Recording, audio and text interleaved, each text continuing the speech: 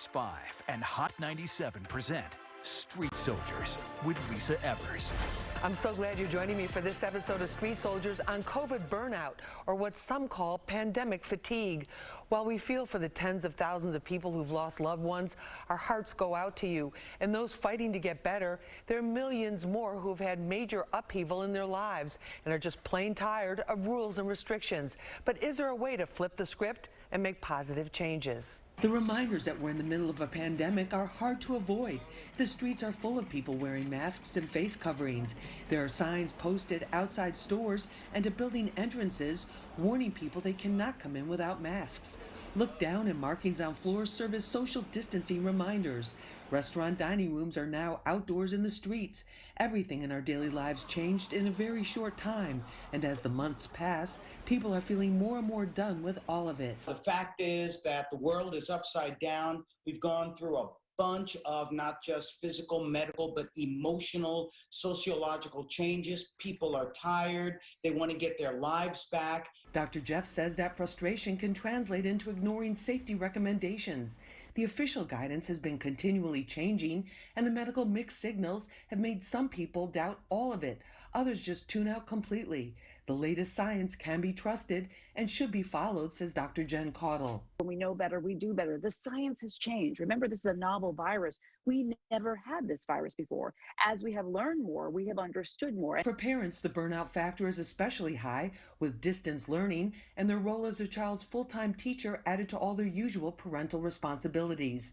Actress and entrepreneur Tara Wallace is the mother of 3 boys. She created the Self-Care Sunday skincare line to give women something special for themselves, and she built safety measures into her kids' daily routine. We just have masks, you know, there are so many different, we just make it a fun thing. We go online, we find masks they like, we order those masks, and we just wear our mask. When we're out of the house, we wear our mask. I always have a bag full. We just keep replenishing. A lot starts with your attitude. We've got a great panel. Let's find out what they have to say about all this. Joining me is Dr. Jen CAUDLE. She's a family physician and associate professor at Rowan University. Dr. Jen, great to have you with us. Thank you. Thank you so much. Also joining us is Dr. Jeff Gardier. He's a clinical psychologist and associate professor at Touro College of Osteopathic Medicine. Dr. Jeff, great to have you with us. Great to be with you. Thank you so much. Also with us is Tara Wallace. She's an actress and entrepreneur and mother of 3 boys. Tara, great to have you with us. Thanks. Thank you. Nice to be here. Dr. Jeff, in terms of this term, COVID burnout, is this a real thing? It is a very real thing. We're talking about COVID burnout, Lisa. We're talking about pandemic fatigue. The fact is that the world is upside down. We've gone through a bunch of not just physical, medical, but emotional, sociological changes. People are tired. They want to get their lives back. And because of this COVID burnout, because of this pandemic fatigue, now they're kind of putting the cart before the horse, and they are, in many ways, not practicing social distancing, hand washing, you know, all of the things that we need to do in order to bring this virus count down in our population.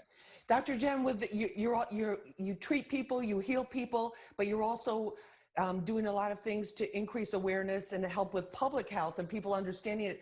Are you seeing people kind of coming to you being like, I don't want to do this anymore. I'm tired of this?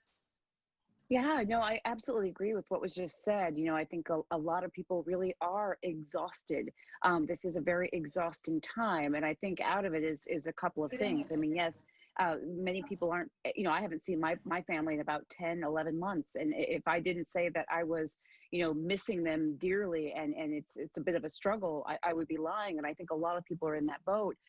But in addition to sort of the lack of sort of physical contact that we're used to having and not feeling connected, I think, yes, we are tired of not being able to do what we've been able to do before. As mentioned, there's the economic fallout, et cetera. And then I would also add this piece of, you know, mask wearing and a lot of our sort of measures to curtail this virus has actually become politicized.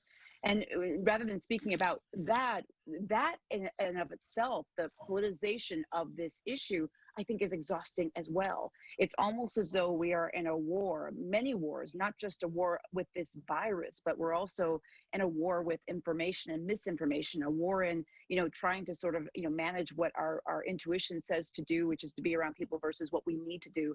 So I think we're battling a lot. And I think it is exhausting and it's tough for people right now. Definitely. Tara, when we last spoke with you at the height of the pandemic, you were taking your boys to a family member's house in Texas. What's been your experience right now? Since then, we packed up and we went to Mississippi for 3 months, and we're just kind of in the country, living the country life. Just kind of, I was with my mom, and they got to be outside a lot. It was just like a breath of fresh air, taking it back to something that was extremely just simple, which was just eating and playing. And we did that for 3 months until school started. So it was really relaxing for me because I was definitely burned out just from the homeschooling all day. Then there's the pressure, Gunnar getting ready to start pre-K, making sure that he's, like learning what he needs to learn and I was burned out basically. So we just packed up, we drove to Mississippi, and we were there for 3 months. And then in terms of the kids, how are your sons doing? Well, once we came back to Texas, they were very excited. I think the country life was just a little bit too much for them. Well, you started in the Bronx. We have to point out you're a New York City girl via the South, but right. They started in the Bronx, then Texas, then Mississippi, and now back to Mississippi. Texas. Right. So they were like, how many trees can one state have? Like, this is ridiculous. Like, where are the lights? But they were, once we got to Mississippi, which was really strange, the count went up. And I was like, Mom, I've avoided Corona. And then I get here and everyone has it. Like, this is really freaky. Right. So we just kind of like stayed in the country and, just explored what's outside, what can we find. I was just trying to keep them busy and just their mind off of New York and what we normally do, and just say, hey, the entire world has changed right now. So no, it totally has. And let me get Jeff on that point. Jeff, people are saying that never in their lifetimes, people who've been around for a while, that has there been so many changes all at once in every single aspect of our lives. Is that an exaggeration? I think we've gone from Earth 1.0 to Earth 2.0. You've heard me say that before ad nauseum. Certainly the way we were living our lives has been completely upended. We've taken an evolutionary leap in the way that we will be living from now on. Some things may go back to the way it is, but some things will never be the same. And we will see improvements in the way we live, but we see it in the way that we are dining, with regard to restaurants, the way that people are gathering, limiting that number. Even the biggest thing that I've seen, the whole idea that education at some point now has been fast forwarded where it may be online from now on. We're seeing it in the medical schools. Jen can tell you that. Can you imagine teaching physicians online, medical students, and then they come in just for labs? So yes, everything has changed. It is a culture shock, and we still haven't caught up. We are, in a state of confusion. It's just a constant thing. Dr. Jen, in terms of your practice, in terms of healing people, in terms of teaching, how have things changed for you personally? Because your type of medicine, osteopathic medicine, your regular MD, all of those things, plus there's a much more holistic approach to treating a patient. So how has that impacted you? Absolutely. Yeah, no, I am an osteopathic physician. I'm a family physician. And, we know that there are two types of licensed physicians in this country, MDs and DOs. DOs have additional training in hands-on medicine, but other than that, we are pretty much the same, roughly. But yes, I'm an associate professor at a medical school. And as Jeff was saying, things have changed tremendously. So our practice, I'm part of a university practice. I see patients in the office. I teach medical students in a course. And I also precept medical residents. So honestly, starting the end of March through mid-June, we switched to telemedicine. We really pulled out of the office, switched all of our visits to online, which was something I had never done before. A lot of my colleagues had not. You know, I think one of the things about this pandemic, as horrible as it is that there have been some good things in terms of we've had to learn to adapt in ways. And I think telemedicine has been a wonderful resource that I think a lot of practices will use to provide care to patients in the future in some ways. So anyway, we did that. We're now starting to get back into the office, but even, you know, training medical students, literally, we pulled them off of rotations, we sent them home and trying to teach them distance learning. It's been a challenge, to say the least, but it's been a challenge for us all. And I think that these are examples of how literally every profession, you know, this is just one example, but every profession out there, everyone has literally had to make almost a total 360 in terms of readapting their life and their work to accommodate this new normal. We have much more coming up. Stay with us. Tara, in terms of your journey and also, you know, with the kids, how have you dealt with the whole mask situation? Well, we have tons of masks, but just to add to what Dr. Jen said, a lot of asymptomatic people. Once we arrived in Mississippi, my mom tested positive, and she had no signs. She was never sick, and we had already been around her. So we were tested. We quarantined for her with her only for a month, and wow. You know, I mean. And then that goes back to what I said earlier, which was I've avoided it so far, and then I get to Mississippi and you have it, but my mom had to work.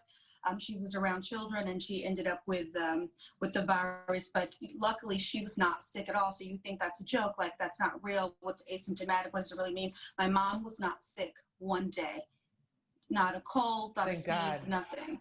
And but because we had been around her, we quarantined with her. And literally, we just have masks. You know, there are so many different. We just make it a fun thing. We go online, we find masks they like, we order those masks, and we just wear our mask. When we're out of the house, we wear our mask. I always have a bag full. We just keep replenishing. And then even now in the drugstore, they have masks for the children. You know, to just fit them a little bit more comfortably. They have a lot more, definitely. Right, so we have those masks. So we've just been precautious, washing our hands, and also being flexible and constantly having a conversation and constantly educating ourselves, as Dr. Jen said, on the change and how, you know, like, I mean, there's just so much more to learn about the virus, so you have to stay abreast on what's happening. So I make that a family thing, constantly talking to the boys and constantly letting them know, like, this is what we have to do now.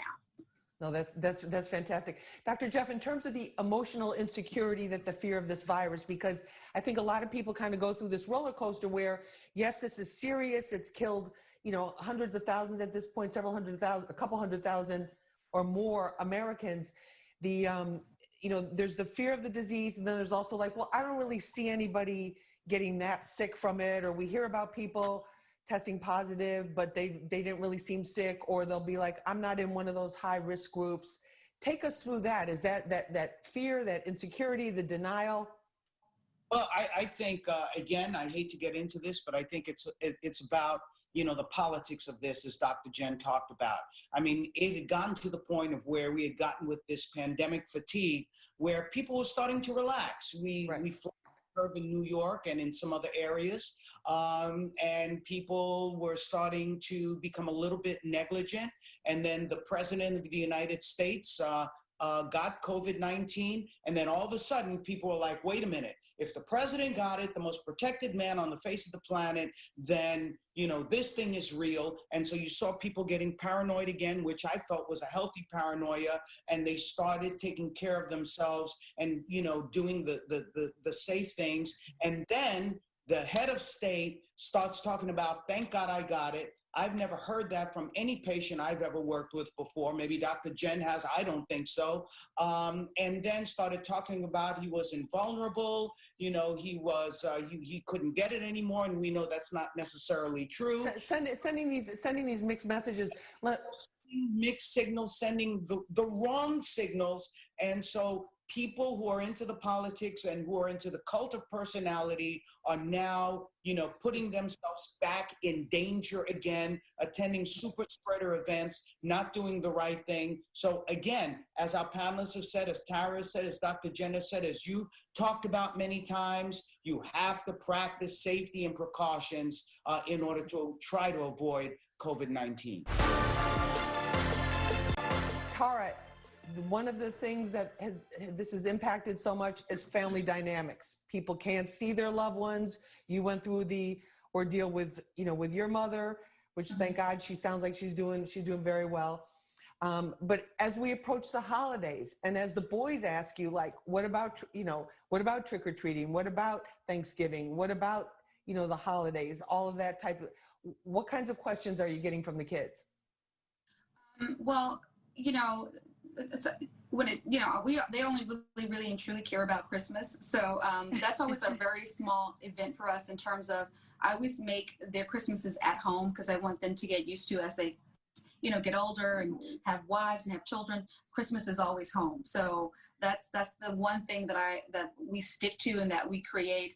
In terms of Halloween, I found that they're just like other things, like their boxes that people are putting together and mailing to the children. So, just remaining flexible throughout the holidays and just explaining, why we have to be flexible. As long as they're having a good time, the adjustment for them is just, it's not such a bad thing. It's not like something they have to take on. It's like, this is what we're doing. We're going to have fun. And they're okay with that. Dr. Jeff, what about in terms, like, how do you talk to loved ones who may not be as careful as you are, or like Thanksgiving, where there's always extra people that show up, or there's the latest this or the latest person, or there's always that one person in the family that doesn't want to really go by the rules, or and people are drinking and eating and having a good time. It's like, how do you decide what's a safe Thanksgiving for you? Well, first of all, you have to plan ahead, right? And so when you talk to the people who you are inviting to your home, you have to plan how many people there will be. You have to ask them, certain questions. When was the last time they were tested, and so on? What is their family configuration? And absolutely not, you cannot just bring someone else or a last-minute guest. You will not be allowed to come in. So the best thing that you can do is the preparation and not wing it, because it only takes one person, whether they're asymptomatic, which is the worst case scenario, or they're having some symptoms, to show up and you've got a major issue on your hands. Dr. Jen, what about the safety? Like, let's just take a think, like, is there such a thing as a safe Thanksgiving dinner with family members that you haven't seen for a long time who might be coming from other parts of the country? I'll be honest with you. I'm Yes. not doing Thanksgiving with my family this year. We're not doing Christmas either. My parents put the kibosh on that like 3 months ago. So, to be honest with you, the safest is to not gather with family and friends during Thanksgiving and Christmas. Maybe a couple of months ago, I might have been reluctant to say that, but what we are seeing right now during this time, the fall and winter of this country, is we're seeing cases rise. Cases are rising in many parts of the country. And while, yes, there are some parts of the country that are safer than others, the truth of the matter is it is always a risk when you bring people together. Now, let's say someone is absolutely set on getting together and having a gathering. There are ways to make a gathering safer if that's what you choose to do. Getting tested before visiting family or friends or whomever you are choosing to get together with. Keeping in mind, this is not ideal in my opinion. Quarantining for 2 weeks before getting together, if everyone does that. When you're together at the Thanksgiving or Christmas or whatever holiday you're celebrating, not eating from shared plates, not eating from a serving bowl or a serving dish. Or family style, the family style, right. That's right, no family style. Actually, even washing your own dishes, as crazy as that sounds, not sharing from communal things, actually wearing your masks, except for when you're eating. And if you can have that dinner or gathering outside, that's going to be better than inside. But you still got to wear your mask. You still got to, try to social distance within the house, in my opinion. You still got to sanitize and do all this stuff.